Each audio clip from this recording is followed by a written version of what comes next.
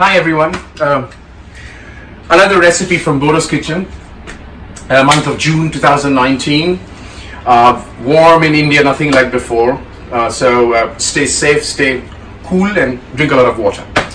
Now, today's dish is a funny story, and it's a dish that I'm going to create today based on what I heard.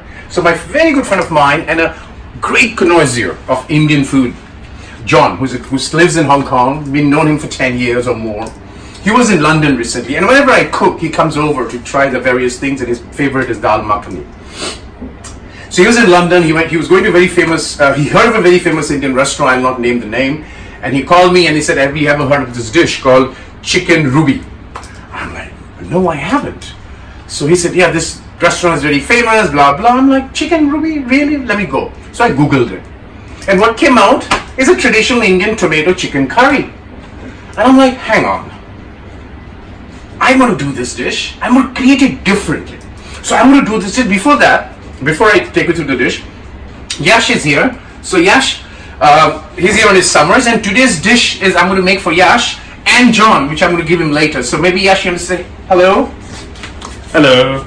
Excited for Dada's chicken dish, as always. Yes, so today's is a special curry for Yash, okay? So if we can go through the ingredients. Thank you, Yash. You can go back to your work.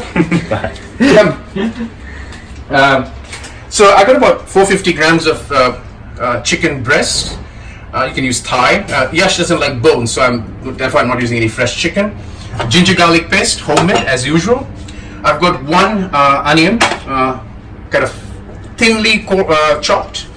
And I'm going to use three ingredients: turmeric, coriander powder, and degi mirch or a Kashmiri red chili powder. Now that's one thing, but I'm going to make a gravy.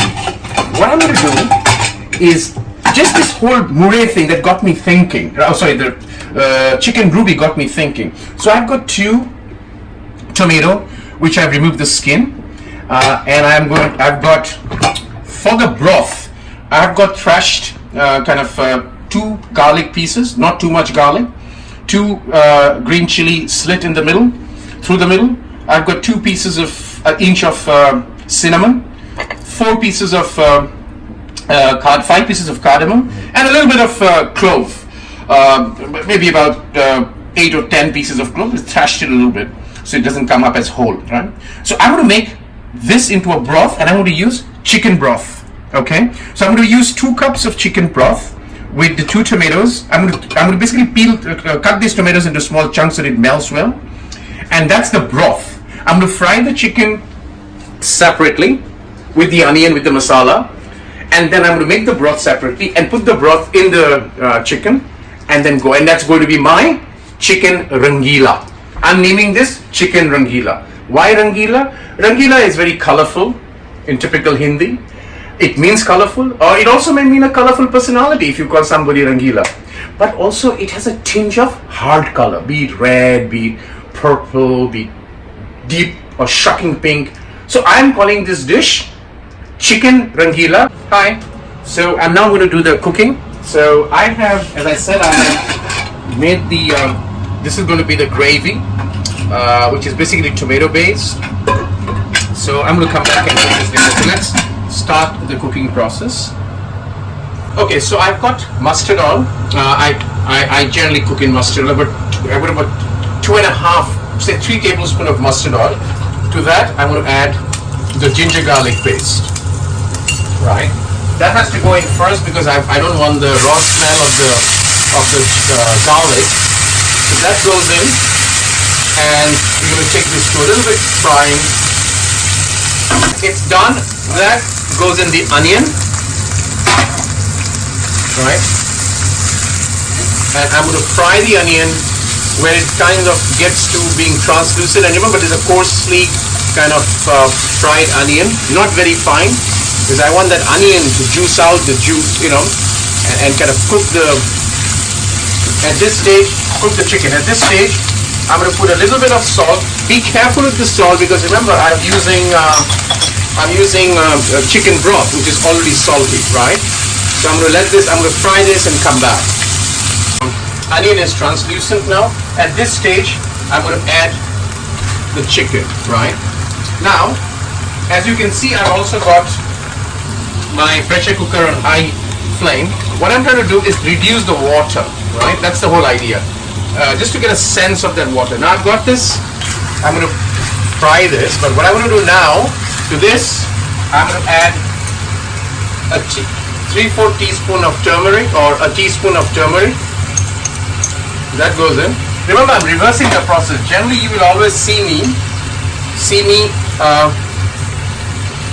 put the masala, fry the onion before I add this. Now I'm going to be careful with the digi mirch because I put 2 chilies in the broth, and Yash is not very familiar with the chili, so just for the sake of coloring, I put this, right?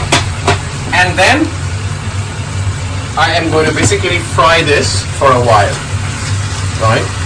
So I'm going to add tomato paste. Remember, there's already tomato there, so a little bit of tomato paste. What it does is, it gives color, but more importantly, it gives that nice sweet tanginess of the tomato paste, right? So I'm going to fry this for a while, come back and do the final step. All right? Okay, I'm boiling this to ooze the water, a little bit of water away, so it's a thick, kind of thickish gravy. While that's happening, I've kind of fried this for about 10 minutes. As you can see, that's very well kind of blended with the masala, the spices, etc.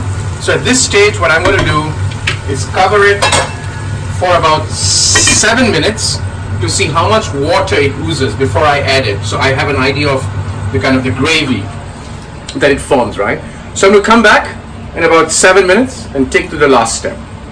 While my chicken is cooking, as I said, I'm going on a kind of to have an idea. My broth is done. So what I'm going to do, I'm going to take this and just drain it in a strainer, right?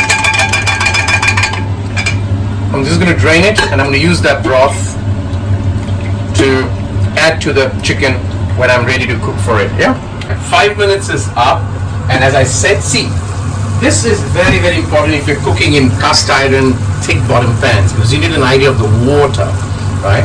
So I know now how much water, and here it's very well, you know, the water has all come out. And at this stage, the final step, as I said, I've drained my broth, right, or the sauce, and it gives that flavor, right? So I'm going to just add that there. And what I'm going to do, raise the flame, and I want to dry some of that water before I do the final 15 minutes of cooking, right?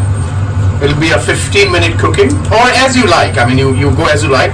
At this stage, as I always say, final salt test, because remember, the broth has salt already. I would add a little bit more, and again, this is please take your steps as you go, how much you want to add. So I'm going to put it open, let the water soak in, and then cover it up for 15 minutes. But I'll have an open flame for about 10 minutes, so that the water I've added, it soaks it and excess water oozes out. So we'll come back for the last step. Alright, as you can see, I've kind of dried the water some, and then now all I'm going to do is I'm going to put it, and it's up to you. You can decide how much you want to melt the chicken or make it softer. So that's chicken Rangeela from Bordo's kitchen. Rangeela is colorful. Going back to ruby, I said, why have only one color of ruby? I would make it Rangeela and have mix of colors.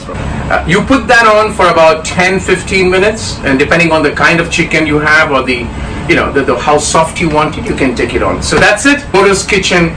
We're going to come back for the next dish, which I have to think about what that will be, because the whole idea of my kitchen is something with a history or a heritage, a twist and a tale. Have a wonderful summer.